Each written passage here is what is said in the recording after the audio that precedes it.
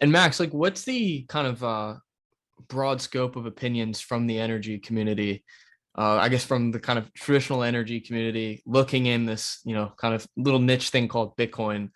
When you're talking to these people, just what's kind of the general consensus view of Bitcoin mining?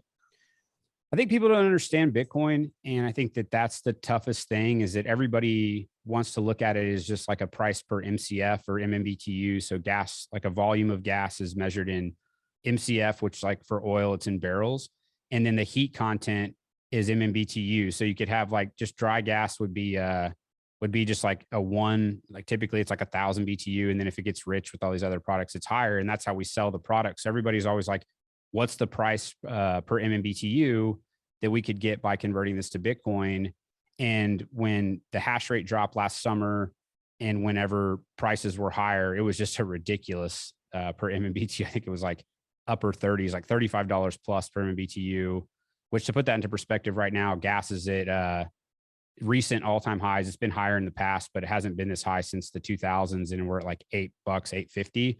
So that gives you some perspective. And when you talk to guys in oil and gas and you're like, I can get $35 in MMBTU.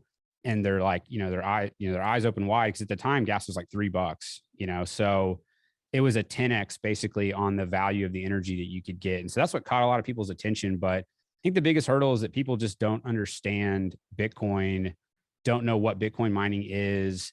And so that's been like the biggest hurdle is like the education. And then now obviously with commodity prices, oil and gas getting so high so quickly, I think guys are a little distracted and they're like, well, that's really cool. But unless the gas is stranded or doesn't have a market, then they're just hyper focused on selling their oil and selling their gas. So I think adoption is happening. Certain circles, like in the smaller and more entrepreneurial companies, those guys are really keying in on it and getting smart. But the big guys, I think right now they're viewing it more as kind of like a flare mitigation or some type of, if you have stranded gas, like a way to monetize that. But it's an education process. It's going to take some time.